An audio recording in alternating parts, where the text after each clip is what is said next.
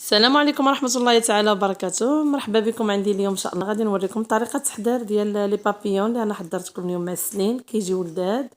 والمقادير على بركة الله. عندي هنا نصف كأس زبدة، ربع كأس ديال ماء الزهر، وهنا عندي واحد الكاس مع عامرش ديال الحليب.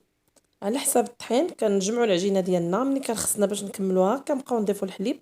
فهاد العجينه هذه خدات لي كاس ونص ديال الحليب. وعندي هنايا واحد زلافه عامره مزيان ديال الطحين، ونص زلافه ديال الزنجلان، وشويه د الخميره، والزعفران الحور شويه، والملحه، معلقه صغيره ديال القرفه، وواحد ساشي خنيشه ديال خميره كيماويه 7 غرام. وهنا غنحتاجو صفار البيضه تا هو باش نجمعوا العجينه. ونبداو على بركه الله.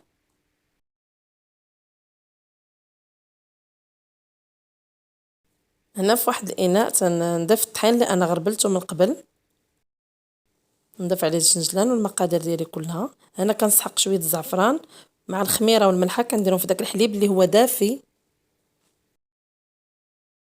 حليب فايض ودافي. ونبدا نجمع العجينه ديالي.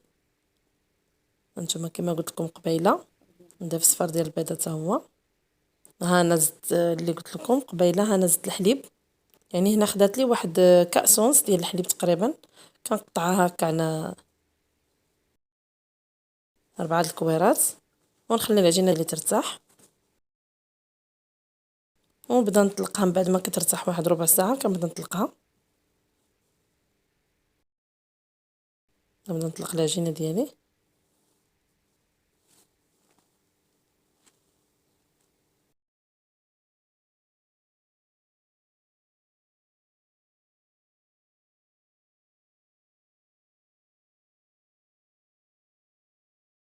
نقطعها بالجرار.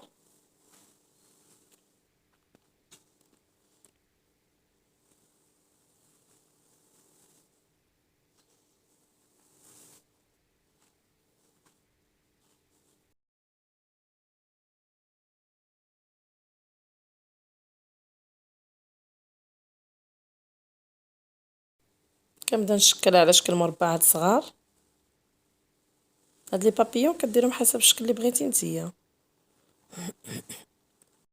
كنبدا ندير بلي بحال هكا بليات صغار، وكنقرصها من الوسط، كنجمعها مزيان، كنضغط عليها عاود. ها هي شوفوا كيفاش كتجي. نعاود نوريكم واحده اخرى اللي شفتوا كيفاش كندير لهم. كتجمعي لي بلي ديالها.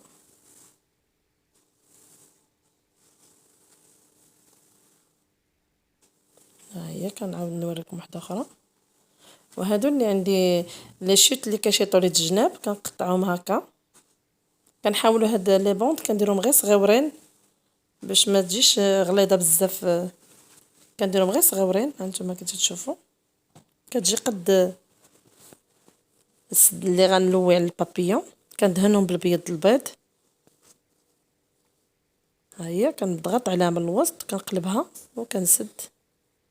هانتوما شفتوا راه ساهلين. ها هي دهنتها بالبيض البيض، نقلبها ونسد من التحت. كنستمر على هذه العمليه. ها هما بعد ما كملت لي بابيون ديالي. هذا هو القدر تقريبا اللي خرج لي هاد العجينه ديالي اللي عجنت. كنسخن الزيت مزيان، وكنبدا نطيب لي بابيون ديالي. بعد ما كتسخن الزيت كنقصها حتى يعني حاولي ديري غير العيون باش يطيبوا على خاطرهم عافيه مهيله. وكنبقى نراقبهم مره مره حتى كيديروا يتحمروا من الجهه الاخرى. نقلبهم الجهه الاخرى. ها هما بعد ما تحمروا، من بعد ما كيتحمروا كنحيدهم من الزيت، نسقطرهم شويه من الزيت، ونديرهم في العسل اللي حضرته لكم قبل. راه يمكن لكم تشوفوا في صندوق الوصف تشوفوا لو لين ديالو رانا حطيته. ما سخنتو ما حتى حاجه، خليته على الحراره اللي فيها هو.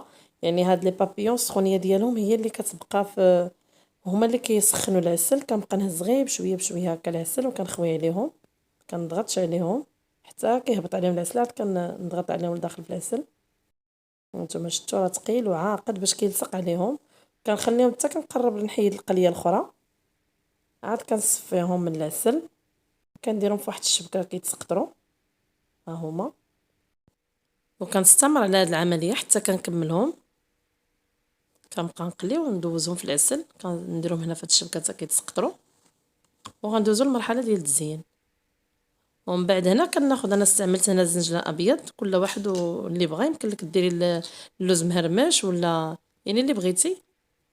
وكنبدا نزوقهم بهذا الشكل هذا. كندير غير الحاشيه ديال البابيون ديالي من هنا ومن هذا الاتجاه ومن الاتجاه الاخر، كنقبطها من الوسط باش ما تطيحليش في الزنجلان. هانتوما شفتوا كيجي منظرهم زوين. وكنستمر على هذه العمليه حتى كنكملهم، ونتلاقاو باش نوريكم الشكل النهائي ديالهم.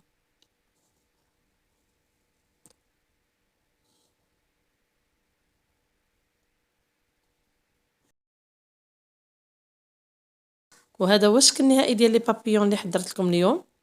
هادو يعني بلا ما درت لهم حتى شي حاجه، خليتهم عاديين، ووريتكم عاود الى بغيتو يعني تزوقوهم. راه كاين شكيلات كيفاش تزوقوهم، كيبقى لكم حريه اختيار، يعني يمكن لك تزوقيهم بالطريقه اللي بغيتي. ها هو الشكل ديالهم عاود اللي درت فيهم الزنجلان. وبالصحه والراحه، والى وصفه قادمه ان شاء الله.